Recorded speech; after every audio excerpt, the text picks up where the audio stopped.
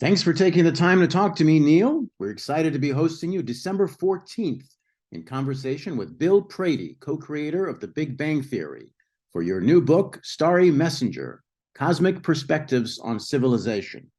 So first thing, let's talk about the time you appeared on The Big Bang Theory. What was that like? So I appeared twice. And the first time I was sure I wouldn't be invited back because I really don't know how to act. And but I had a charming exchange with Sheldon because Pluto had recently been demoted and Sheldon was upset by that. So I had a little run-in with him. So they put a little bit of drama in it, and I'm not an actor, so I don't know how to do drama. But apparently, however bad I wasn't so bad for them to have not invited me back a second time. So that first time was the third season, and the second time was in their last season. And it's the funnest 24 hours I've ever spent. I fly out to LA. I'm based in New York City. I fly out first thing in the morning, and we record it. I come back on the red eye, and it's just a full, enriched day where we got to bring some real science to the public, mixed in with a bit of humor, which is exactly the DNA of the Big Bang Theory. So real quick before we dive into the question, Pluto. So you and a group of Don't get me started. Do you want to pick a fight this early in our conversation? Really? You guys really? You guys got together and pissed in Pluto's cornflakes. Will Pluto ever be considered a planet? No, it never should have been, is really the issue.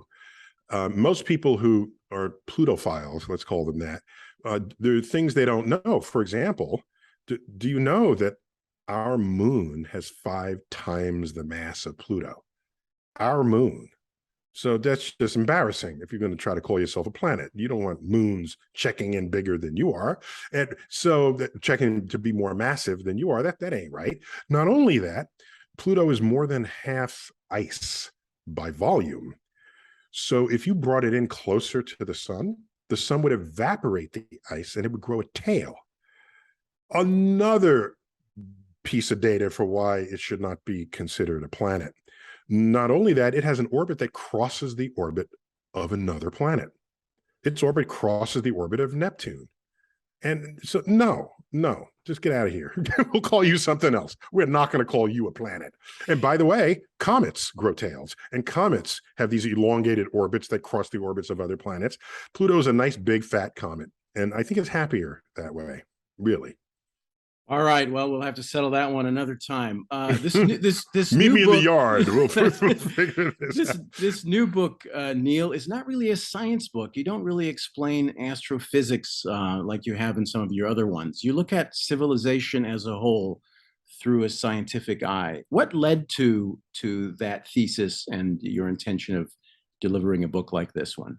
Yeah. So what's interesting is it may be the most sciencey book I've ever written, right? The other books are about the universe, right? I'll tell you about galaxies and Pluto and the Big Bang. Yeah, we can do that. And yes, that's science. But you know what science really is? That's the fruits of science, right? Those discoveries. But you know what science really is? It is a way of thinking. Science is a way of querying nature, a way of asking questions so that you don't fool yourself into thinking something is true that isn't, or fool yourself into thinking something isn't true that is. And so this book is what our civilization looks like through the lens of a scientist. And add to that the flavor I, as an astrophysicist, bring when you take a cosmic perspective on the science. And so you will see everything differently.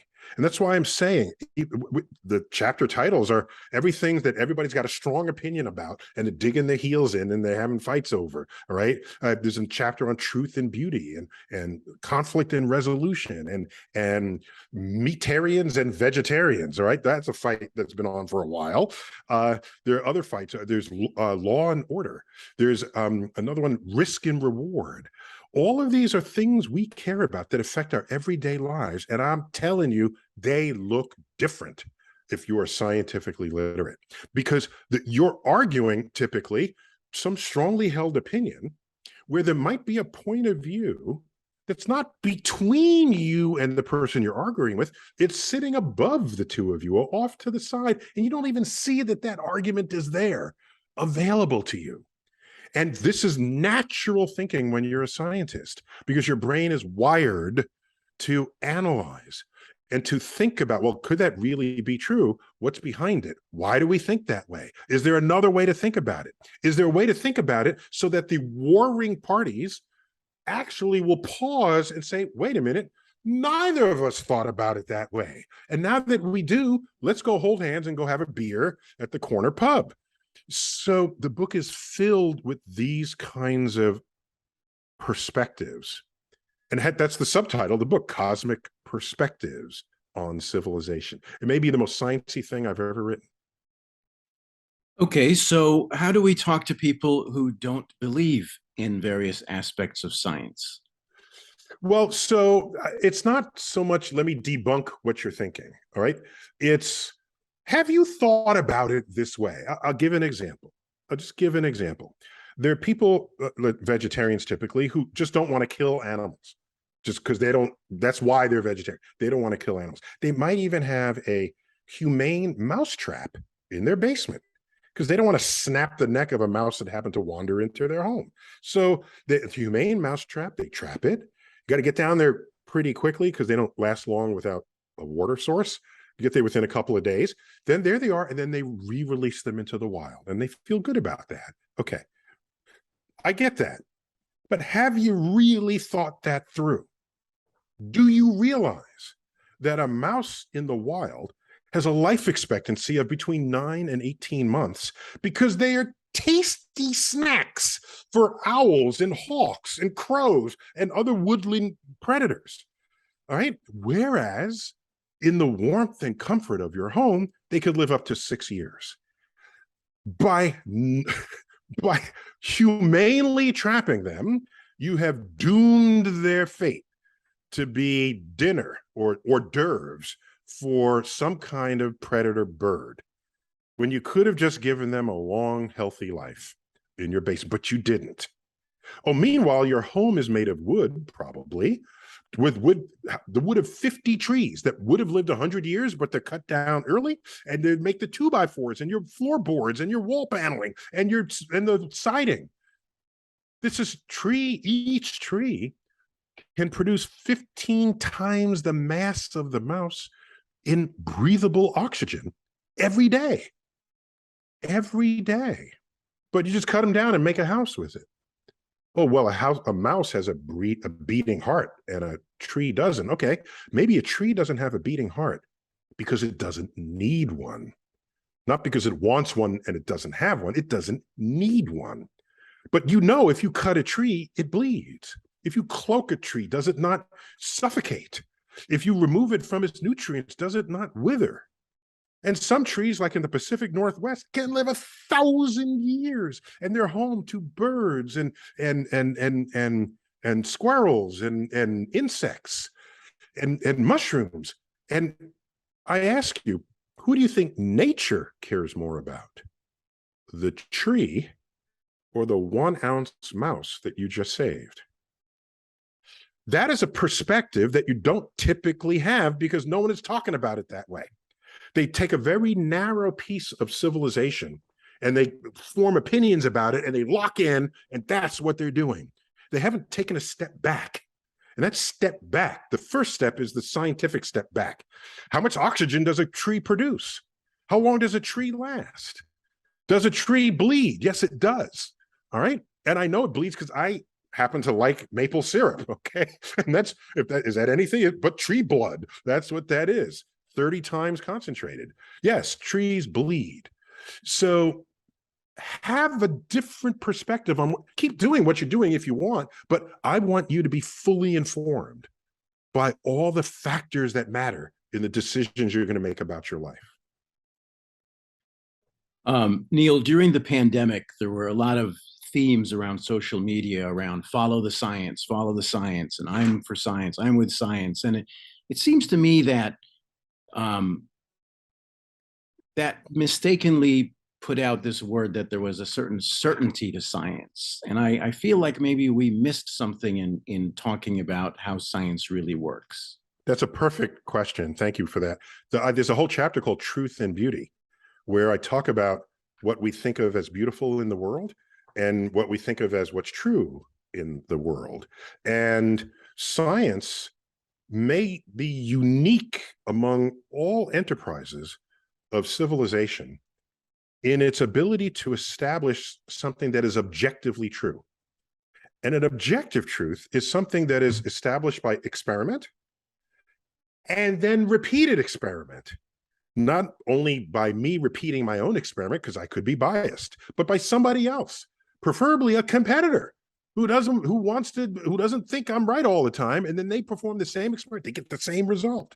And then someone else in a different country with a different wall current running their machine, they get the same result. Oh my gosh, we have an emergent truth here, and the science figures it out, establishes it. That is an objective truth. The good thing about objective truths is that they are true even if you don't want to believe them. This is what's extraordinary about science. Now, what can happen is, on the frontier of science, we're still figuring it out. But the press needs an answer.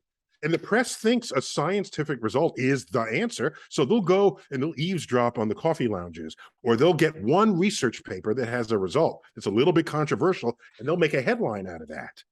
And then a month later, 6 months later, there's an opposite headline, and leaves people thinking that scientists don't know what the hell they're doing.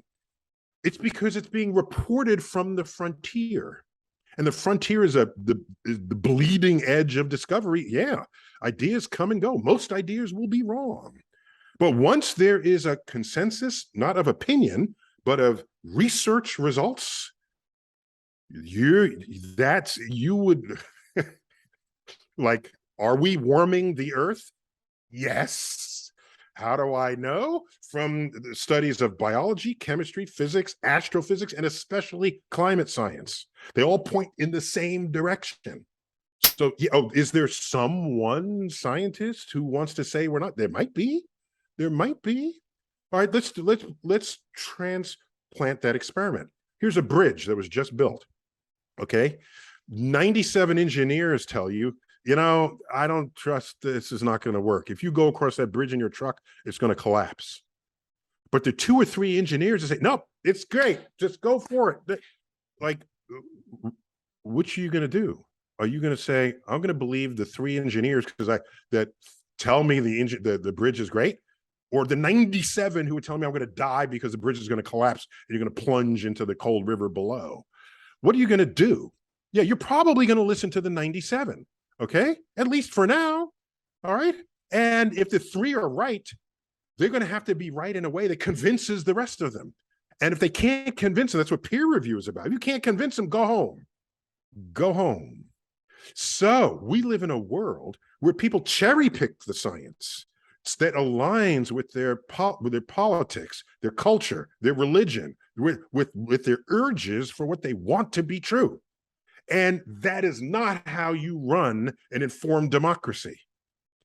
Because then you start making laws based on what people feel what they want to be true. And now it has to apply to everybody. The only kind of law you should ever pass is one that's based on an objective truth, because then it applies to everyone. Oh, and by the way, there are people who may be religious. They have their personal truths. If Jesus is your savior in a free country, no one is going to take that from you. If Muhammad is your last prophet, nobody's going to take that from you. But because it's not objective truth, it's personal truths. If you start creating laws based on your personal truths, laws apply to everyone in society. And if everyone is not Christian or not Muslim or not your culture or not your whatever is your personal truth that you hold dear, you are then forcing a belief system on everyone. And that's a recipe for disaster. All of this is in the book. There's a whole section on law and order and what are we basing laws on? How and why? It's what it looks like when you're scientifically literate. I was Sorry, recently. I'm just like screaming at you here. No, Sorry. no, no. Let me calm down. No, I can't Let me wait till calm the down. 29th of September. Okay. So a couple more questions. I was recently in a dark sky community and looking up at the skies, it was really quite amazing. I live in downtown Los Angeles and there's a lot of light. It's very different. When you look up to the skies, Neil, what do you see? What's the first thing you look for? So anytime I come out of any building that I've been in for any length of time, the first thing I do is look up. Even in broad daylight, I look up. If there's information up there, is it cloudy? Is it going to rain? Is the sun out? Is the moon out? Is it dark? Is it twilight? Do I see the familiar evening constellations of the season? Might I catch a shooting star just at a glance? They happen so quickly, you can't point them out to other people. You can't say, oh, look over there. In the time it took you to utter those words, it's gone. And then the person looks and they get really pissed off at you for pointing things out they couldn't look at. When I look up, I just think of the immensity of the universe and how, yes, we are small in time, in space, in significance relative to the unfolding of cosmic events. However, we are made of ingredients that were forged in the hearts of stars across the galaxy. The heavy elements, the nitrogen, the iron in your blood, the oxygen in your lungs that you've inhaled to share with your hemoglobin, all of this is traceable to stars. So yes, we are all alive in this universe, but it's perfectly legitimate to look up and think to yourself, not only am I alive in this universe, the universe is alive within me. And that's borders on spiritual in its significance to how you might think about our place in the universe. These are perspectives that once you become steeped within them, and you turn back to Earth and you see what we've done on Earth. Oh my gosh, Earth from the moon, it's just oceans and land and clouds. And there's this orb adrift in space, alone, with no hint that anyone from elsewhere is going to save us from ourselves. And then you remember, wait a minute, I just came from a place where there are warring factions on that orb. And how do I know what the borders are? Because I was trained to know them since elementary school. The globe of the earth on the back shelf, all the countries are color coded, so you know who your friends are and who your enemies are. And we are inculcated with a sense of we and they, a sense of otherism, and it goes deep and it separates in culture, who you sleep with, who you worship, what shade of skin color you have, what kind of hair you done, all of this divides us. Whereas once you realize we are participants in a great unfolding of cosmic events, where our very molecular structure is, we have that in common with each other, and atomically we are birthed of this universe, you can't help but come back to Earth and say, let's go out and have a beer. And let's protect each other. This is a running theme throughout the entire book. It's a cosmic perspective on civilization. All right, finally, lightning round, Neil. I love lightning rounds. I think I'm good at them, so let's try it. First three things you read in the morning. Oh, I look at the weather on my smartphone. My wife does all the newspaper reading for the household, and she sends me articles. So she pre-sifts the articles for what's important and what isn't. And I also check any text or emails I had overnight. So no, I don't pick up a book yet, not when I first wake up in the morning. I got to get ready for the day. Aliens, yes or no? I'm all for the aliens. In fact, every time I look up at the night sky, half of what I dream about is if I want to be abducted, so I can learn what technologies they have that we don't, and what they have learned about the universe that we are still trying to figure out. So I have no reason to doubt that they're not everywhere in the universe. The evidence is just really lame that people put forth that we have been visited. Because it seems to me, if we've been visited by aliens, we would not need congressional hearings to decide that. Just Think that through. Okay. All right. Life on Mars? Not right now. It's barren and exposed to ultraviolet from the sun, and life as we know it it basically dissolves under ultraviolet energy. So, but if there is life, evidence of life, it would be in the subsurface aquifers. We think there's water buried under the surface, settled under the surface, kind of like a permafrost. In some places, possibly melted. And so, if Mars ever had life, we should find some traces of it deep in the soils. So we're still looking. Multiverse, all hype, or is there something there? Oh, I love the multiverse. It comes right out of our equation. We didn't just pull this out of some body orifice. The multiverse is it's a natural consequence of other theories of the universe that are very well supported by evidence and observation. So it's a fascinating feature of the larger metaverse that our universe might be, in which it might be embedded, and we call that the multiverse. So I'm all in. We just got to figure out how to make contact. Maybe wormholes will do it. Well, thanks a lot for your time, Neil. That was it. Those are the lightning round. Okay, that's it. December 14th, Neil deGrasse Tyson in conversation with Bill Prady, co-creator of The Big Bang Theory, at Live Talks Los Angeles. Tickets available at livetalksla.org. And every ticket comes with a signed book. Aliens, too, are welcome to purchase tickets, but we will need a shipping address so we can get you your book. And I hand signed every one of those books, just so you know, with my fancy pen. I have a fancy pen I sign everything with. So thanks for this. I look forward to this. Thanks for having me. Thanks a lot, Neil.